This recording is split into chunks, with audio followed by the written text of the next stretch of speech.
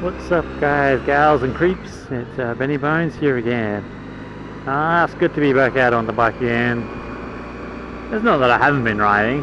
I've just been having an issue getting my bike in and out with the camper in the way, and now the camper's on the truck. I can get my bike out.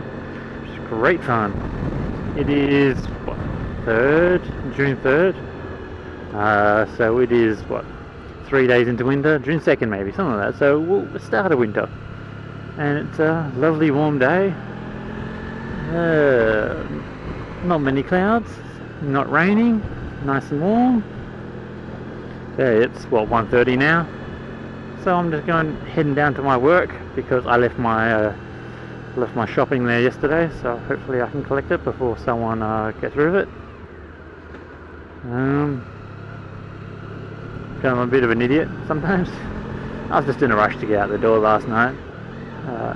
Didn't get out really when I wanted to, but oh well. But yeah, it's good to be out and riding again.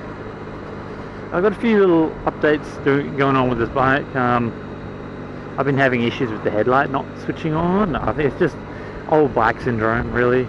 There's just crap behind the switch. There's a switch, a little toggle switch or something behind in the start button. So when you push it in, it kills the headlight, so you get all the juice to the starter motor rather than draining some to the headlights. And I believe that is not resetting again, it's not coming out again, so it's not turning my headlights back on. So I've cleaned my left hand switch out the other day, so I'm just going to clean the right one out. It's fairly easy, just pull it apart, open it up, clean the contacts, or if you've got contact cleaner, just spray that in there. But I've also got some little LED 200 lume spotlights, drive lights type of things. They're not super bright, but then I don't want to blind people. I'm just going to have them as daylights, driving lights. Because yeah, if my headlight goes out again for whatever reason, because I do a lot of night riding, I'm going a bit quick, because I do a lot of night riding, I need some way of knowing that my lights are going to stay on, and being as they're only 3 watt, they're not going to draw huge amounts of power, so I can basically keep them on the whole time and not worry about my starter motor not chugging over, because it is a beast of a motor on this thing. Well, it says 1100, but it's not quite 1100. It's 1085 or something like that. So it's still over a litre. It's still a nice, powerful bike. But yeah, I haven't done a lot of riding recently, well, in a long while. It's over the last month or something. I've probably only put on 85 k's, which is a bit of a shame because I used to ride all the time. I think I've worked it out. Is that this bike isn't as fun as my Bonneville. When I had my Bonneville, I'd ride that every single day without an issue. It's just something fun about it.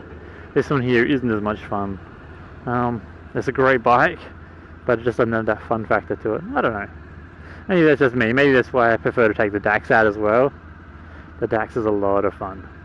It's a tiny bike and you just rev it to the limit, just full throttle everywhere. And yeah, it's just so much fun that way. This one here, you barely any throttle when you're already doing over the speed limit.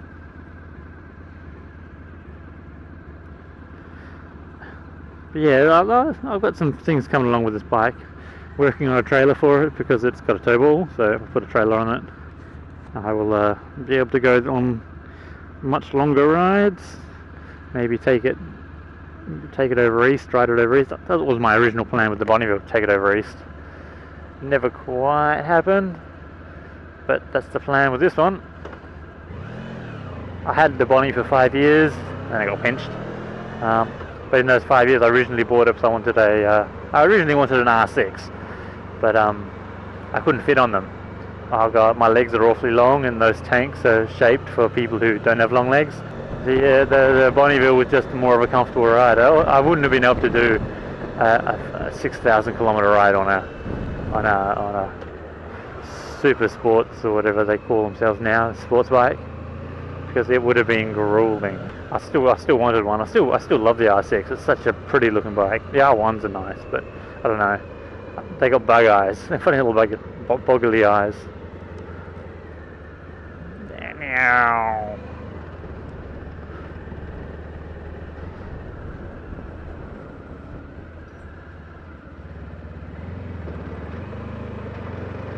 If I clunk there from the shaft. Yeah, this bike needs a service at the moment. The idler is a bit wonky, and just sort out the vacuum on it. But it's still good. It's still good. Okay, I've had it for about a year now, and I've not serviced it. Oops. But it's due for a service. It needs the carbs resynced and things like that. Is there a bike park out here? No. Of course not.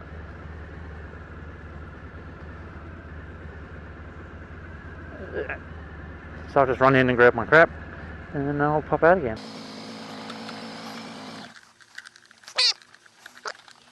So there we are, it's all done. Doesn't take long. But yeah, as I was saying, I haven't serviced this bike since I got it. Even then, it probably hadn't been serviced in a while. Oh, maybe. The guy I bought it off had just bought himself a Goldwing, and he used this. He does a lot of country rides. I'm assuming it had a bit of a service. It has a long history of repairs on it that he's done. Yeah, there's a lot in here that still needs doing. It's got an aftermarket cruise control on there, which is half connected, half not connected. It's got no control, but it's still connected. So I was like, oh, if that engages, if something goes wrong, it shorts and engages. It's not going to stop. It's a little bit annoying. It's one of those vacuum controlled ones. This is basically a car on two wheels. It's got almost a car motor on it. So you can see that yellow wire. I don't know if you can see the yellow wire down here. There's a yellow wire there, and that leads to the sensor on the front wheel. It's got a magnet sensor on there.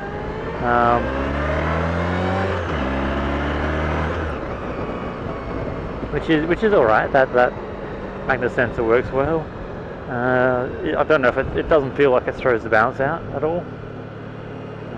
But you know, you can sometimes stick crap to your wheels and it throws the balance out a little bit, especially at speed. I've taken this thing up to 110 and it's been no worries. But yeah, might take that off. I have to fix the ABS on it. As you see, the ABS light is still blinking. A year later, it's still blinking.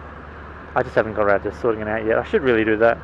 Look up how to test the sensors, I should say. So I don't know if it's a sensor issue or if it's a wiring issue or what. There's meant to be a blink code for it. You hold the button when you start it up and it should blink a certain number of times telling you what the issue is, whether it's a sensor or not. But it's coming on then the moment I turn the ignition on. So from what I can tell, it's a sensor issue. Time bomb.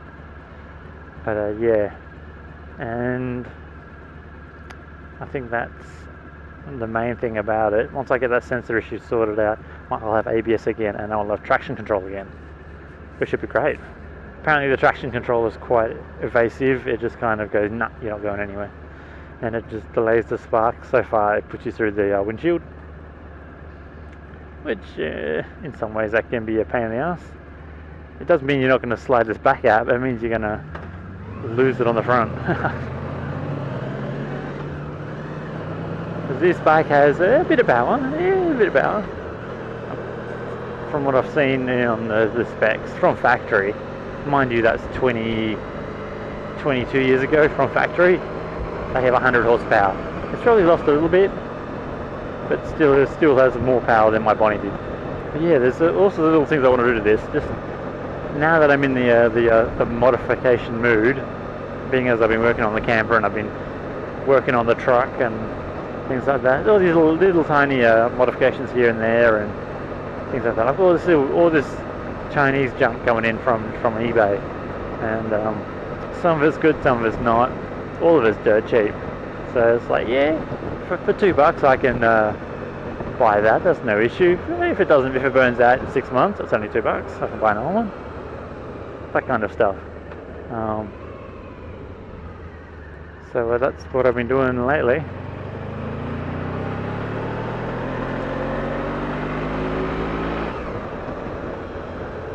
Yeah, so I've got these two spotlights I'll probably show you, and I want to travel some more. I'm trying to work that out at the moment. Had a couple of plans, like my mother lives in New Zealand, so I might go over there later on and cruise around for a bit. My dad's talking about going to England, because my sister lives there, So that might be something further down the track as well, go to England for a little bit. I've been trying to figure it out. I'd like to go to maybe China, buy a motorbike there and just ride from China to Europe. It would be a long trip, but I think it'd be an adventure. It'd be an adventure. I've been told like the whole Asia area and all the Eastern Bloc and all that kind of stuff is really dirt cheap to get around in. That's just my plan. Nothing yet finalized, nothing sorted out. But until next time, I've been Benny Bones. If you've enjoyed, hit the like, subscribe, comment, all that kind of fun stuff. But until next time, adios.